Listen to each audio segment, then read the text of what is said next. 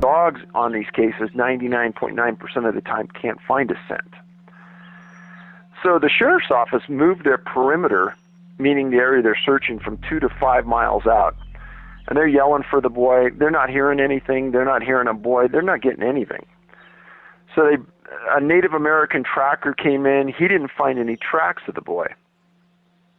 And then about 2 miles from the original camp, they find his jacket and his sweatshirt, which they thought was strange because it was really pretty cold outside. And then later on, they find him lying on a ridgetop on a cliff 7 miles from where he originally disappeared and 1,000 yards from the sheriff's command post, which they had moved. Now, he's found face down, which is an unusual way to find somebody, but a common way that people that we've identified are found. Now, the original story was that he was chasing a rabbit and got away from his parents. Well, there's multiple issues about this that don't make sense. First of all, how could the boy outrun his parents if he was chasing a rabbit? Yeah. How could he get 7 miles away at 2 years old, and how could he find and get on top of a cliff?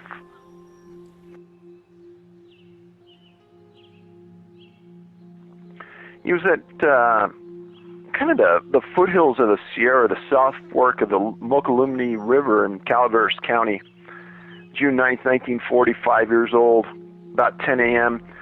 His family went up there for a trout fishing trip. His dad took a couple of the sons up the river, and as they were coming back down, Larry disappeared. Now, it's a pretty good-sized river, and so I think initially the thought was maybe he went into the river. But the U.S. Forest Service and Calaveras County Sheriff's Office did a pretty good job in rounding up 100 searchers to comb the area. And they worked it hard. And at 4 p.m. the following day, they found that Larry had traveled through his 24 hours. He had climbed in excess up and down 11,000 feet and 3 miles. God. And he was found sleeping in a thicket. Now, I'll stop the people here, and I know you know this, Greg, but in these books, in each story, there's at least one or multiple notes about where this information came from, and the articles and the author, etc. So if there's ever any question about the veracity of what I'm saying in here, you can always go back and check, and you can see that this is exactly what was said. Many times we get the search and rescue reports or directly straight law enforcement reports, and I know it's phenomenal to hear these things, and you think, oh, this is just an isolated case. But that's what makes the books interesting, is that these aren't isolated cases. Now, Corey Kelly's case, that's pretty weird, to say the least. But I've actually been into that area of Minnesota, and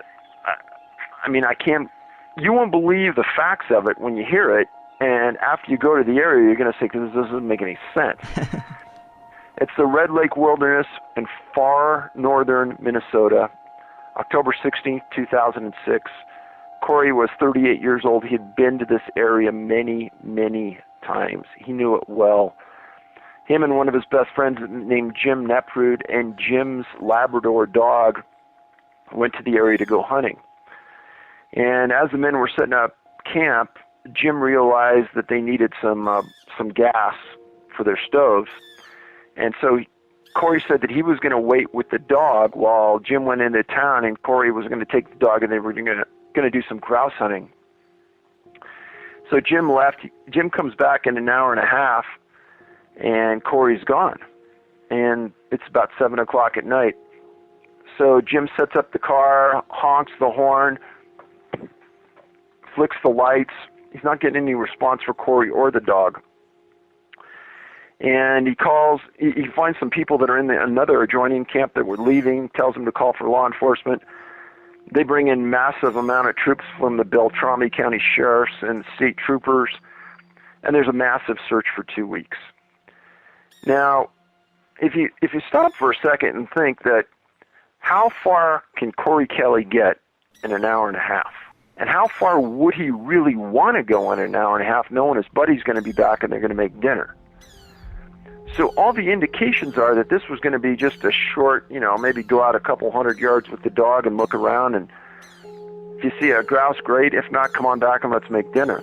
But that's not what happened. And the dog didn't respond to all the yells and things that Neprud was giving for his dog, which was strange. So on October 25th, 9 days after Corey disappears, some searchers were 9 miles away, and they find the lab wandering in the woods. And it's dehydrated and hungry. Now, one thing about being dehydrated that didn't make any sense to the searchers and doesn't make any sense to me is that there is more water in this area of the Red Lake Wilderness than you can imagine. It's a very swampy, boggy area where there's no way a dog should ever be dehydrated. And hungry, I suppose that could be true if it hadn't had anything to eat. But they took the dog to a vet, and they took a sample from its stomach and found that it had been eating deer. And that puzzled them.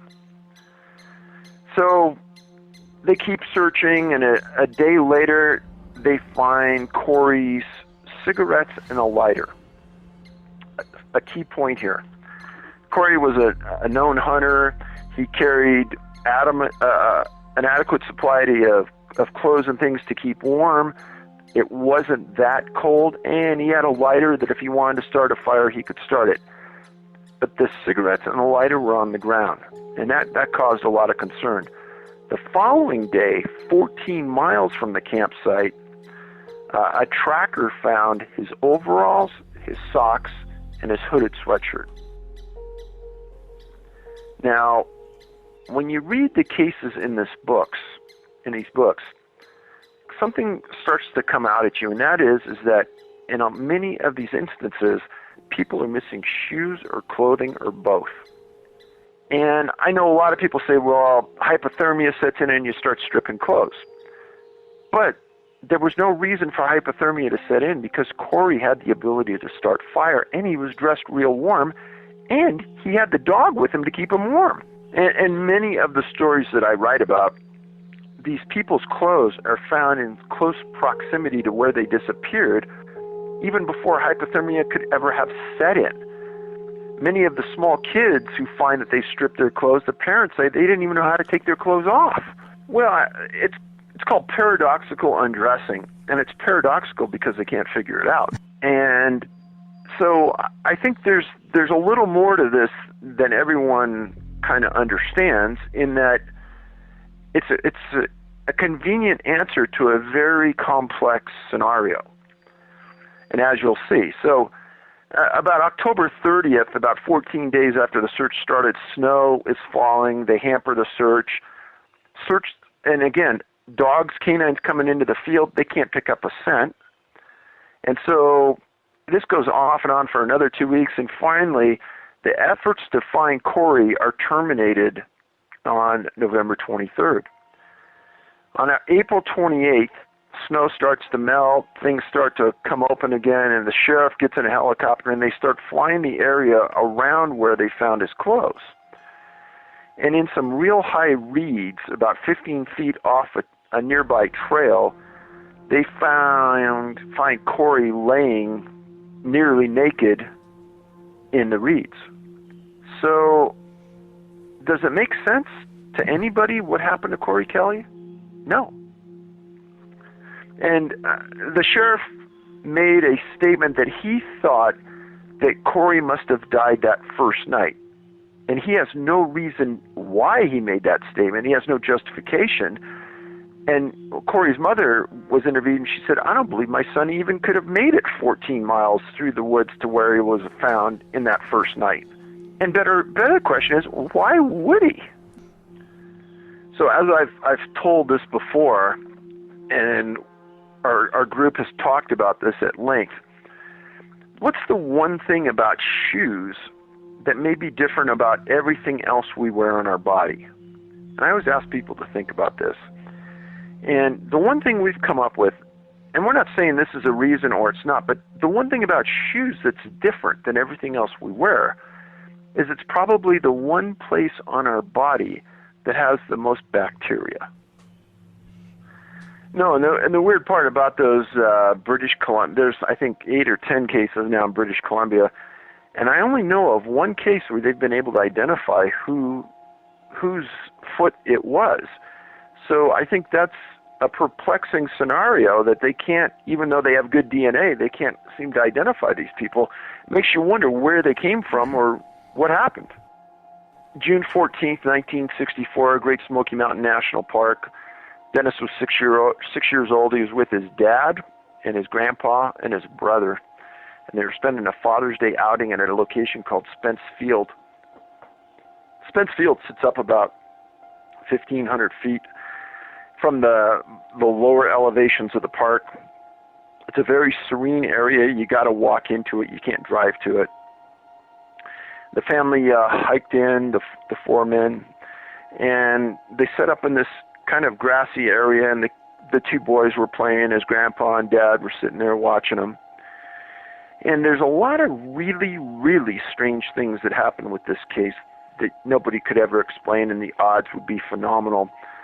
But as they're in the middle of this wilderness setting in this meadow, another family comes up to the Martins and asks them if their boys and their family could play with the Martin boys. Mr. Martin stood up, shook their hand, and goes, "Hey, my name's so-and-so Martin." And this family turned around and said, "Oh, wow, our last name's the Martins as well." Now, what would be those odds? You know, you think about that. That's pretty strange. And through the Spence Field area runs the Appalachian Trail. And during the years, I've written a lot about the Appalachian Trail and the unusual things that have happened along it. And there's many strange things. But through Great Smoky Mountain National Park in this area, the trail runs. So the family sit down and the boys start playing a game of hide and seek. And Mr. Martin tells me that he's sitting in the chair and he watches Dennis go up to this bush right on the edge of the wilderness at the end of this meadow. And Dennis hides behind the bush, and he goes, "I'm looking at it. I'm about 50, 60 feet away." And he says, everybody comes out from playing hide and seek, and Dennis doesn't come out. So he says, I call the name, and then I start walking over to the bush, and I get behind the bush, and Dennis isn't there. And he goes, something in my gut told me something really bad happened. And the Appalachian Trail is right next to where Dennis was, and Mr. Martin took off. He was in excellent shape. He took off running for 2 miles down the Appalachian Trail as everyone else is looking for the boy. And he comes back, and nobody can find him. So the grandpa takes a quick stroll down the mountain to get help as everyone continues to look for Dennis. Now, simultaneously as this is going on, a family from outside the area drives into Great Smoky Mountain National Park and goes up to a ranger and asks them where they can go, where they can see bears. And the ranger says, hey, you go to this area right outside of Cades Cove called Rowan's Creek, and there's a lot of wildlife there. You should be able to see something. Family says, okay. So family parks their car, and they start walking up this valley. I've been in the valley.